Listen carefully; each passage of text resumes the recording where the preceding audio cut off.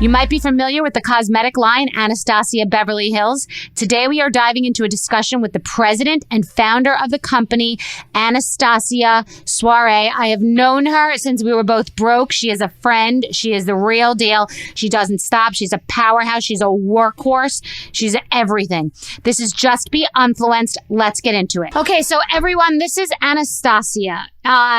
Anastasia was on my talk show and on Just Be, but we haven't really talked about how we really came up at the same time in the same era, frankly, of the entertainment industry in LA. It was very different than now. And there were no weekends. We worked 7 days a week. We were happy to we weren't even making money at all. We were broke.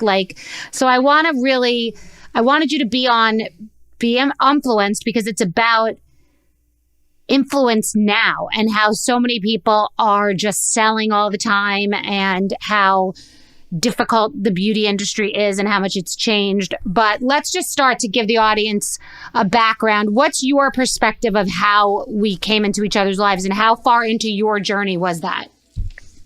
Well, I met you when I was renting a tiny little room at Juan and just started, and you and Michelle and Shannon, the group of girls that they were working in PR and supporting luxury brands or film or actresses. We were together. I felt like we were like a group of girlfriends. We used to go out. Do you remember? Yes. Parties, and it was amazing. Everybody wanted to find their way. Yes. To make something. I was trying to build a business, a clientele. You were you did everything. You were such a hustler. I mean, you will not give up. And we worked nonstop. Seriously, I remember one night, you guys came from a party, which was work for you, and was probably 10 o'clock. And you could see from Wilshire the light in my rented room. And you start screaming like, Anastasia, she's here. So you came in. Oh, we came into the salon. There was a party at the salon downstairs. 10 o'clock, I start doing your eyebrows and whatever. Yeah, I mean. And at discount, I used to ask you used to do it for me for $60. And I think it was more expensive for everybody else. I used to beg you to do it for $60. And I used to grapple with the fact that I had to find a way to tip you also because you're the owner, but I want to tip you. And that was so much money to me. I couldn't afford it. So I would do it 4 times a year. And you would say they're growing in and you have to do it more, but I couldn't. And wow, how far into your journey was that? So you are upstairs at Juan. So how far into your beauty journey was that? Oh, when I was Juan, I used to charge $10. And I just started. I came in United States, almost 90, the end of 89. And 3 years later. Wow. So I really did know you went from the beginning. From the beginning. Wow. Likewise. Yeah. I was hostessing at La Scala, slinging salads for $7 an hour. Yeah. Wow. So there's no way you had any idea that you could build this, right? You overshot the mark, no? Oh, no. I had no idea. I just wanted to build a better life for me and my family. And of course, I wanted to be significant. Of course, I wanted to do something. I want to prove myself first, what I'm capable of doing. Like yourself. You wanted to do something for you. Okay. No, but I say that to you because I felt the hunger and I didn't know where I was going and what was going to happen. And I didn't have a big plan, but I was just the work every day, put the foot in front of the other and just go. Correct. This is exactly how it was. And you will go in one direction and you saw that worked, then you will put more effort into that direction. I mean, we tried so many things and you work hard and at the end, you figured that out. I think it's like law, case law. Like now I'm a great business person, but just because of all the things that have happened and all the failures and mistakes, those are cases. It's case law. Lawyers every day go back and say, oh, in the case of Joe versus Jane, that happened. And so now remember when that happened. That's what we're doing, don't you think, to this day? I think it's the experience, the work, everything we've done. We remember, and you don't do twice the same mistake. Right. I mean, if you don't fail, if you don't try, you will never know.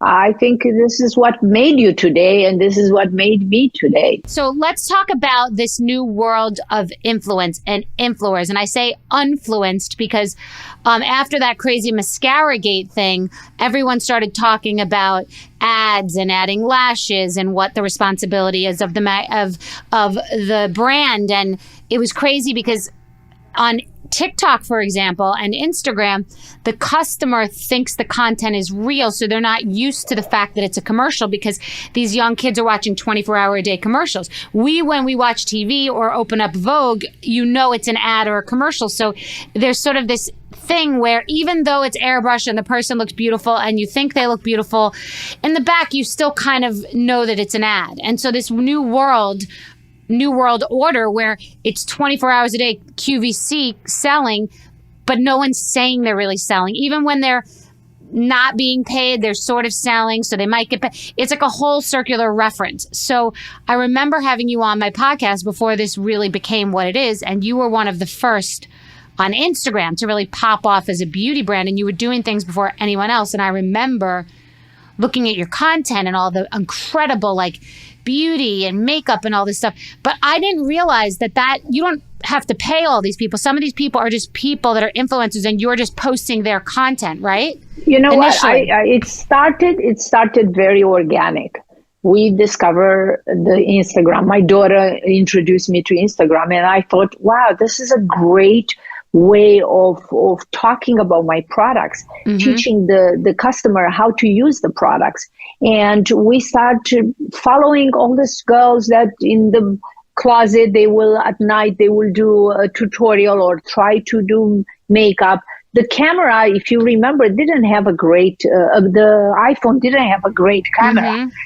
So one year I went to China and I discovered a ring light. I bought few ring lights and I started sending to few of the girls that we used to send the makeup. And we used to send them makeup and, they didn't need to, we never ask, do this or do that. Do whatever you want. Well, it was all organic. And I think was a way to create this beautiful community of people who were trying to learn how to do makeup. Later on, they became incredible artists because when you practice over and over, this is what happens. It's like cooking, and you're right. It's a recipe that you could do a bunch of different ingredients. Exactly. In any different steps. Exactly. And then later on, when there were companies that they start measuring the EMV, the earned media value, then the big companies thought, wow, what Anastasia does, how come she has 200 million EMV? So then they start going to the biggest performer, and this is how it became paid advertising. But I think it all started organic, and of course now it turned into an industry, and that's the natural progression of everything. If you just think about it, Bethenny, it is. But I've watched. And I want to hear from you because I think I have a good handle on it only because I came in with brand new eyes. The minute I started accidentally just posting about drugstore stuff last April, I literally had makeup in my drawer that just either a makeup artist had left or someone had sent me or I bought at an airport drugstore. I had no plan. I would get my makeup done anytime I had to. And I've never been a big makeup person. So I opened my eyes and was like, oh my God, this is a world. I walked into TikTok and I walked into a room and then all those videos came. And for the next 6 months, it's all I lived and started to understand. And I did think about you because you were early. You had an eyebrow business that was amazing and you pivoted and you shifted and then you moved into the eyebrow accessories and then you were at Nordstrom and you were doing the makeup and you kept moving and innovating, which I realize is massive and so competitive. You have to be innovating all the time in beauty. It must be Correct. exhausting and really expensive so I watched that, and then eventually a lot of newer brands, like I'm considering you in the world, not newer now, but newer, like not what we grew up with, Estee Lauder, Lancome, like this was a more modern day brand. And then I watched all these other brands coming in, and now I watch TikTok as a new world. It's different than the world that you built on Instagram. You had to kind of learn a new language. Correct. And I want to know where you are in that language, and then where you are in this innovation vortex, because the competition is way more than when you started. It's not even the same game from my eyes. I'm watching someone could be a nobody and have a not even great product, but if they do a viral video, everyone's buying it and it's garbage or good. Correct. I'm just saying it's just a different world. Absolutely. You're totally right. And it's a natural progression. Now it's a new thing. Like Instagram was in 2012, something new.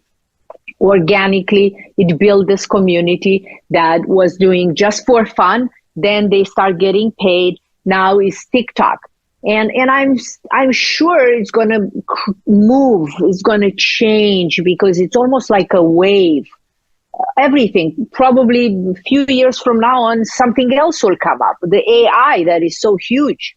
So I think everything moves. Now, I think the consumer, it's at the crossroad where they think, okay, what do I believe or what not? Because yes, you push me, you do a great TikTok, I will buy this product, I will use it, and then maybe I will not like it. I'm disappointed. What I'm going to do? The problem is, I think there's an unfair pressure with beauty, because what I've come to realize is that, yes, there are some things you like for some reason. It could be emotional. It could be a brand name. It could be a packaging. It doesn't matter. You're not putting the packaging on your face, but you like the way it feels. No different than, you don't have to buy an Hermes bag. I have a ton of Hermes bags. You could buy another beautiful bag that has leather and stitching and hardware, and it will do the same exact thing, but you chose to go into that store for whatever the reason is for that. And I think this like unfair pressure is being put on beauty that we're going to buy it and it's going to make all your dreams come true. And the pressure is on the influencer to make it like your dreams are going to come true. Your dreams are not going to come true. There's 10 cream bronzers. Yours happens to be excellent. I tried it.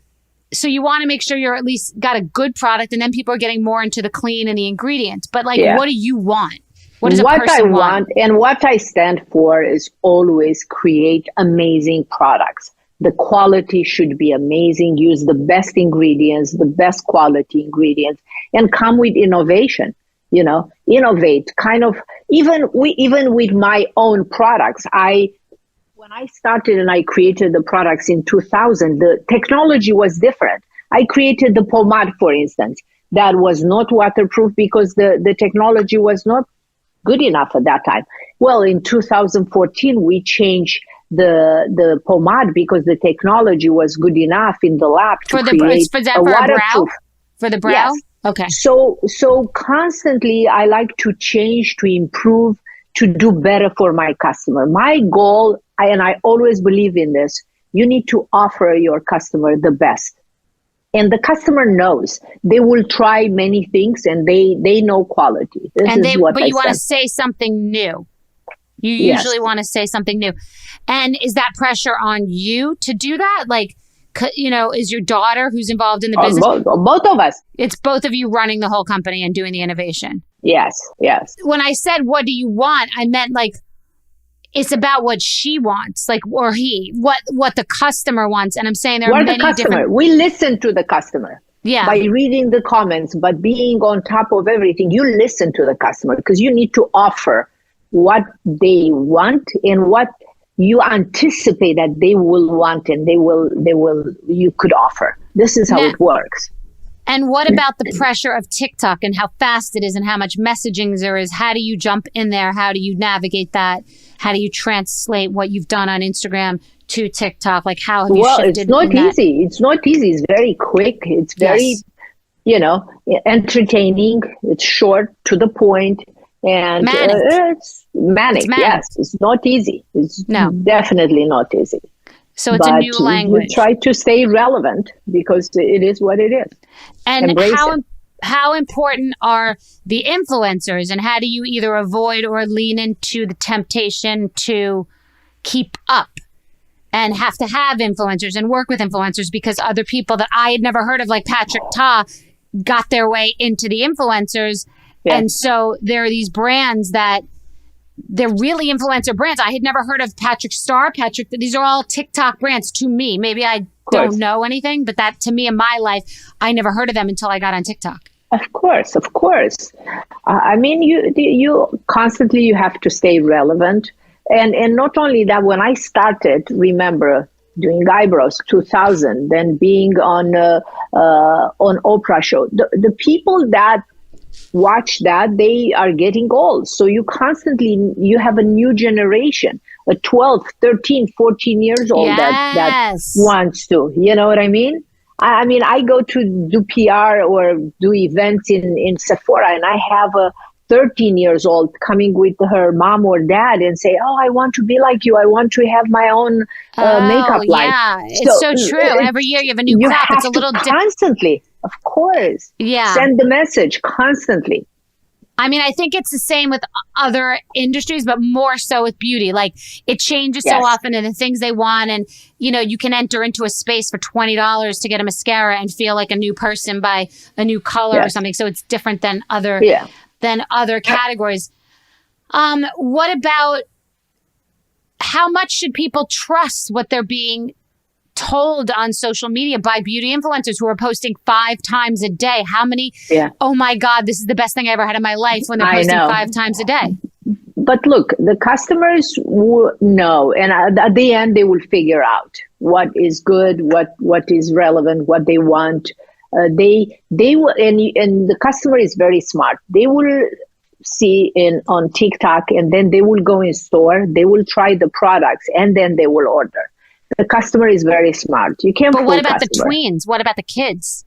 How smart are they? Well, they will figure out. I think that the kids are smarter than the adults. Trust me. Oh yes, they know. This is what they do. They go in the store. They will go in Sephora or Ulta with whatever product they saw on TikTok. They will try the product and then they will buy it. That's your good advice. That's the best advice yet. And I think it's the best advice in my opinion. You know, don't just go and see it yourself, because sometimes maybe it works for me, that product, but it doesn't work for you. What's, in your opinion, your best product you've ever done? Our best seller is the Brow Wiz. The Brow Wiz is the best seller. Do you think it's the best product you've ever? I think all my products are the best, but our best seller is the Brow Wiz. I love the Brow Freeze, the latest innovation that we had. That new bronzer, I think, is pretty amazing. The small bronzer is very creamy. Yes. I love the Brow Pen, that you could create hairs like strokes. I like our concealer. Did you try our concealer? The concealer is very good. Yeah, the concealer is very good. Crisp. The clear brow gel, it's the best. That's my favorite. That I love, because that I love. Yes. How much do you copy and how much are you copied? Because I've seen in beauty, it's almost impossible not to go with some trend that someone else has already done. It's different than handbags or shoes or any other section. Like, let's be honest, like Charlotte Tilbury was doing those squeezy things. I don't know who else is doing that. I mean, I don't know who started it, but in my life, those squeezy pens was her. And then I see Elf has a skinnier version, and Revolution has a version, and I see there's an Amazon version, and like everybody seems to be okay with that. Influencers will promote that also work with Charlotte Tilbury. I would not have the stomach for being copied like that, like you with your gel or your brow. So like, what's the name of the game in copying? But I end up to believe that copying is the biggest form of flattering. I invented eyebrows. They were not eyebrow products. Exactly. So every single product I started from nothing, from scratch. And then everybody else copied. But you know what can you do? I think I still believe nobody knows eyebrows better than me. No, nobody. I know that. And I saw everybody copy. You were, by the way, products. You were the Sorry. first. You were the first to do eyebrows in a way that was intentional, not just like a place to go get wax. You had an intention and fill in and a process and how you're going to grow them and a whole thing I never thought about. And the products. And then the products. You were the first. Correct. Yes. But that means you just constantly have to be so like, you got to be first and you got to be, well, the thing is like me, I always say there were all these women in the same franchise always watching what I was doing, but it doesn't matter what they were watching because I was on to the next thing already. So let me give you another example. Why we created this brow freeze. A few years ago on Instagram was that trend, the soap eyebrow. They will have a soap with water and they will give a laminated look to their eyebrows. When the water will evaporate, it became flaky. And I looked at my daughter and I said, well, we should create a product that will have this result, but you don't need to have the bad side of flakiness and all that. So we worked probably a year and a half on creating this product because it's not that easy and needs to perform. Every product that I create has to perform well if it's applied perfectly. And this is how we create it. So innovation is something that comes from out of nowhere or something that probably the customer will desire to have something and I create the products. So I believe in innovation. I will never copy anyone because I don't think anyone knows better eyebrow than anyone. Me. It's funny because we haven't talked about that. I haven't seen you copy anyone, and I've seen all the brands copy someone. I honestly have. I haven't seen you copy. Or I give you another example. Contouring was in Hollywood forever. The makeup artists that use in film, they contour. Then Kim Kardashian started talking about how she contour her face and then I sat down with my daughter and I said, oh, let's do based on the golden ratio, let's do a contour kit with dark colors to contour and light colors to enhance the cheekbones and the contouring of the face. So that was an innovation. Okay. Yes. It sold out on Instagram. It's not like it didn't exist contouring, but we were able to bring to the public. This is what innovation is. I agree. No, you decide. Yeah, exactly. I could. That's not. Then everybody else start doing contour kits. No, it's like you could have your own contour program because of this palette. That's innovation, and that's that's based on. So this is how it works. Yes. And so what? All right. So what about taking on selling? You sold your company, but you kept a percentage. No, I like, what am I allowed to know? I got a partner that has a minority stakes in the company. Just to be able to expand internationally. And was that all positive? Were there drawbacks? What are the all positive? It's great. All positive. They help us with guidance. They had access to technology. They have access to many things that help us to expand internationally.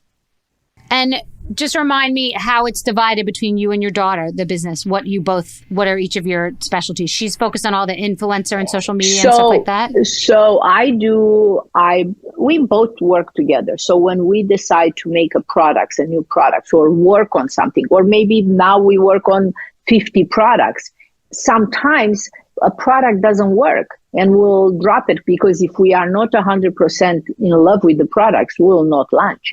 Sometimes you create a product and because of the component, it doesn't work. Right. And then you have to start all over again, or the stability test that takes 6 months in the lab, or it's a very long process. So together we are doing I test the products for eyebrows. Even now, after so many years, I approve every batch of every single product for eyebrows. Because the color changes, the raw materials I bought from a different part of the world in different countries, and like a red could have a different undertone, could be a blue undertone or orange undertone. So that changes the color of the pencil, and I need to make sure I adjust every time when we put an order. So I do that with the eyebrow products. Claudia does that with eyeshadow and all the makeup. So you're just going to keep going. You'll be like, 105 in the box doing your eyebrows. I love you. Working. And my daughter the same. She's got the same work ethic? Oh my God. My daughter works 7 days a week. Sometimes I God. tell her, I remember when she was young in school, she used to work for me part-time, and she used to be late, and I'm like, I can't believe you are late. Why? You're like, Mom, I want to have fun. I don't want to work. You work like a nonstop. And now the other day, so like, I think it's time for you to take some time off. Take a week off. Like, no, I can't. She got the bug.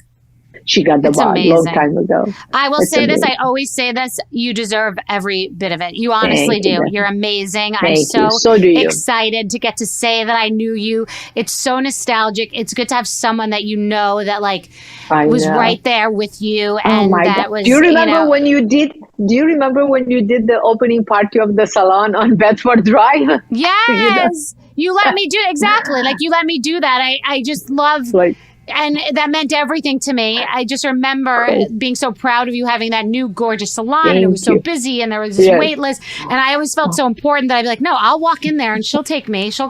And you would see me and you would take me because I'd known you since the beginning. And there'd be famous people and billionaire wives. I need my freaking eyebrows done. I will tell you that right now. Come to LA. Please. Well, I love you, Anastasia. I really appreciate you doing this. I will always help you in any way that I can. I love getting your products, and I love telling everybody on TikTok that I knew you when. You're so sweet. Yeah, and I miss you. I love you. I'm so proud of you, and I'm so happy for everything you've done. And please groom your daughter to work with you, because you will build this incredible business, and it's important for her to. She's been doing these beauty reviews because she thinks it's fun. Send her a PR package just for her. Look at her coloring, blonde and blue eyes. Just send it to her, because it's different when I just give her my stuff. She gets her own little PR. She's like, Mom, I got sent PR, so she'll do a video for you. Absolutely. But I love you, and I appreciate it. And you must think I'm nuts on the social, but I've gone crazy. I'm like a middle-aged crazy person now. But that's why people are drawn to your. It's crazy. What do you enjoy about this job? What do you love about it? The podcast is amazing. I'm like you. I just go where the passion takes me. There's something going on today that I've been fighting for people's rights, and now I'm this accidental activist that I didn't intend to be, because it's just something I thought of. Relief work has been like that. So I thought I was kind of retiring. I was just kind of just doing the things that I'm already doing and doing my podcast. And then all of a sudden, all these other things have opened up. So I just go where the fish are. I have no goal, and I just do I just do where it takes me. I think you are passionate and authentic. And this is what is your juice. This is what is Bethenny all about. If you're not passionate and authentic, you don't do it. Right. So it's not, you have to love it.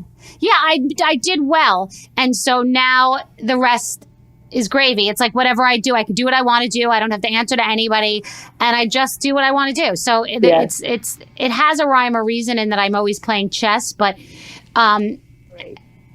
we are so lucky, Bethenny. We are so lucky. We do what we love. Exactly. I love you, and I want to get together with you in LA the next time I come. Anytime. I'm telling Kate right now we have to book eyebrows and book a lunch or dinner with Anastasia and your daughter. No, you come to my house and I'll come to your house. Yes. Thank you. Love you. Bye, guys.